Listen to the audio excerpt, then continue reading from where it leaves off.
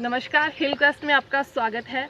जिला हमीरपुर के सलौनी गांव के एक परिवार ने महाराष्ट्र के तांभेरे गांव में बागबानी को एक नया आयाम दिया है। जी हां, 25 एकड़ की ज़मीन में इन्होंने पौधे उगाए हैं। पौधों में इनके पास अनार, इमली, सीताफल, चीकू और अमरूद जैसी वैरायटी इनके पास अभी है और सालाना लाखों इनकम ये कमा रहे हैं। तो इनसे जानते हैं और बातचीत करके देखते हैं कि कैसे इनका हमीरपुर से लेके महाराष्ट्र तक का सफ़र रहा। जी नमस्कार सर। नमस्ते। सबसे पहले आप अपना नाम बताएं। मेरा नाम है सुनील शर्मा। सुनील शर्मा जी, आप ये बताएं कि आपका हमीरपुर से लेके महाराष्ट्र तक का सफ़र कैसे बीता, कैसे रहा? हमीरपुर डिस्ट्रिक्ट में हमारा सलोनी गांव है जी सलोनी से मेरे दादाजी यहाँ आए थे पहले। जी वो आर्मी में थे जी पूना, और बाद में अहमदनगर में उन्होंने फौज में नौकरी की। जी अहमदनगर में रिटायर हो गए। बाद में फिर वो घर जाने वाले थे, लेकिन उनके दोस्त यहाँ इंजीनियर उनको मिले। फिर यहाँ नहर और पुल के काम चालू थे, जी तो फिर उन्होंने बोला कि 2-4 साल आप यहाँ मेरे साथ और नौकरी कर लो। जी तो फिर उन्होंने वहाँ नौकरी की, भाषा ट्रांसलेशन, और 6-7 साल रहे महाराष्ट्र में। तो उनको मराठी समझती थी। जी उस टाइम हिमाचल पंजाब में था, उनको पंजाबी आती थी। जी और फिर वो ट्रांसलेशन करने का काम दे दिया उन्होंने उनको। जी तो 2-3 साल में फिर वो लोगों की पहचान भी हो गई वहाँ पे। कोल्हार गांव में पहले रहते थे, जी तो वहाँ फिर उन्होंने ज़मीन भी लेके दी उन्हें, वो उनको वहाँ पर। और बाद में नदी थी बहुत बड़ी, वहाँ बाढ़ आ गई। तो उसके बाद फिर ये इधर 25 एकड़ ज़मीन और उन्होंने ले ली। जी और फिर यहाँ उन्होंने मतलब ये बंजर ज़मीन थी। तो फिर यहाँ 3 एकड़ अनार का बगीचा उस टाइम लगाया था, 70-80 साल पहले। जी मस्कत अनार का बगीचा था वो। जी उसके बाद नई नई वैरायटी आ गई अनार में। गणेश, मुर्दुला, आरक्ता, अपना भगवा, सिंदूरी बोलते हिमाचल में। जी तो अभी हमने सब वैरायटी पहले लगाई थी। जी अभी ये नई वैरायटी है, ये सिंदूरी वैरायटी, इसको भगवा बोलते हैं यहाँ पे। जी तो आपका जन्म यहीं पे महाराष्ट्र में हुआ हाँ, है? मेरा जन्म इधर ही हुआ। मेरे दादाजी आए थे, डैडी का जन्म भी इधर ही हुआ, जी। और मेरा जन्म इधर ही हुआ है। तो अभी आपके पास किस तरह के पौधे हैं, कौन कौन सी वैरायटी है, कौन कौन से फल हैं आपके पास अभी? अभी हमारी पूरी 25 एकड़ जमीन है यहाँ पर। जी उसमें 10 एकड़ अनार है, भगवा सिंदूरी अनार। जी 4 एकड़ इमली का बगीचा है। जी 4 एकड़ सीताफल है, जी। और कुछ तालाब वगैरह कुछ बनाए हैं। ऐसी पूरी 25 एकड़ जमीन में।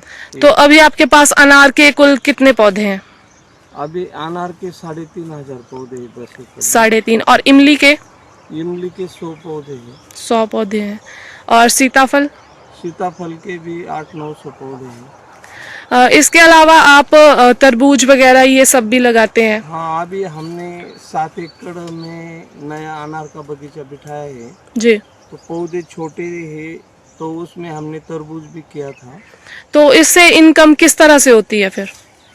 तरबूज में 7 एकड़ में तरबूज किया था हमने। जी तो अपनी कौन सी मैक्स वैरायटी की थी। जी तो उसमें 7 एकड़ में 170 टन तरबूज निकला। जी उस 180 टन, जी उसमें 30 टन 2 नंबर का माल निकला। जी 1 नंबर का जो तरबूज है वो फिर हमने जगह पे दिया जी व्यापारी को 10 रुपए केजी से, और व्यापारी ने आगे फिर दुबई को भेजा है वो माल।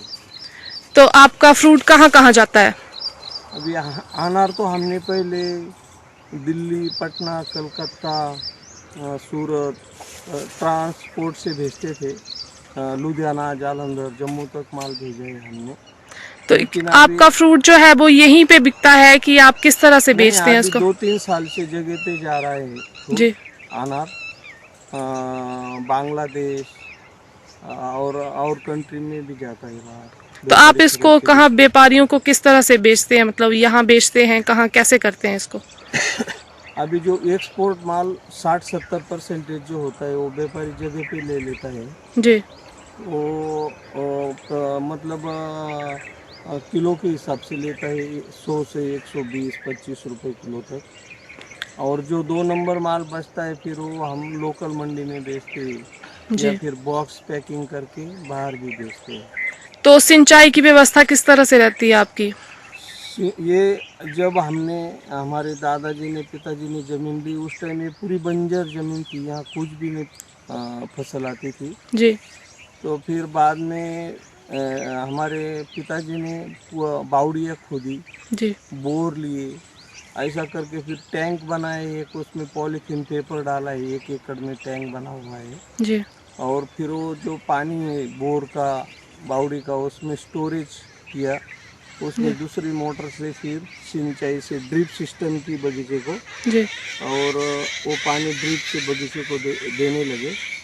उसके बाद ये पानी पूरा नहीं होता था तो फिर 20 साल हुए, 2003 में 5 किलोमीटर पर बावड़ी के लिए थोड़ी ज़मीन ली, वहाँ बावड़ी खोदी और वहाँ से फिर पाइपलाइन की 5 किलोमीटर। जी। तो तब से फिर यहाँ ज़्यादा डेवलप हो गया, पहले ये बंजर ज़मीन थी पूरी। जी। तो आप ये बताएं कि आपकी सालाना इनकम कितनी हो जाती है यहाँ से? सालाना इनकम अभी अनार में जो 10 टन माल एकड़ में निकलता है जी। तो 100-125 रुपए से गया तो 100 टन माल होता है 10 एकड़ में। जी। 1 करोड़ 1.25 करोड़ तक पैसे बन जाते हैं उसके। तो उसमें फिर जो खर्चा वगैरह होता है पौधों पे, ये सब निकाल के कितना? 30-40 लाख रुपए खर्चा आ जाता है। जी। तो 70-80 लाख रुपए बचते हैं। जी। और बाई चांस कभी कभी फसल फेल भी जाती है। जी। 3 साल 4 साल में एक आधी बार फसल फेल भी जाती, ज़्यादा बारिश हो गई या जी। सूखा गिरा तो फिर कभी कभी फेल भी जाती है, खर्चा निकलता है फिर। जी।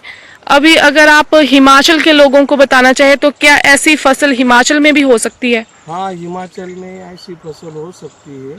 आप हिमाचल के लोगों को क्या राय देंगे, किस तरह से कर सकते हैं वहाँ पे? हिमाचल में कुल्लू डिस्ट्रिक्ट में भुंतर है, भुंतर में बहुत अनार के बगीचे मैंने देखे।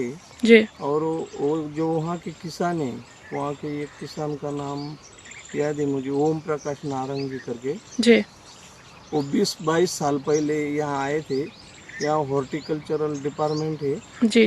वो मतलब वो गवर्नमेंट वहाँ सब तरह के पौधे बनाती है। जी। तो उन्होंने 1 ट्रक पौधे यहाँ से लेके गए थे वहाँ पे, जी। और वहाँ बगीचे लगाए।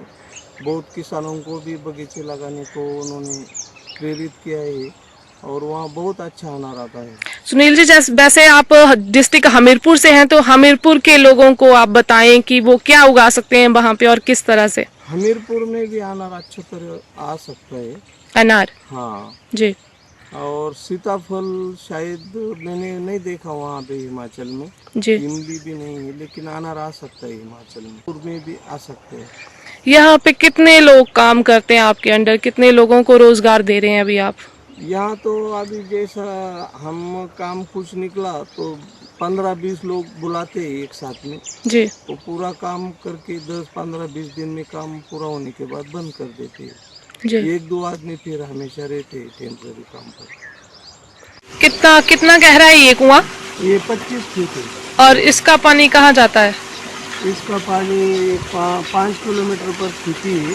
अच्छा। यहाँ से पाइपलाइन से पानी आता है। बहुत अच्छा लगा आपसे बातचीत करके, थैंक यू सो मच।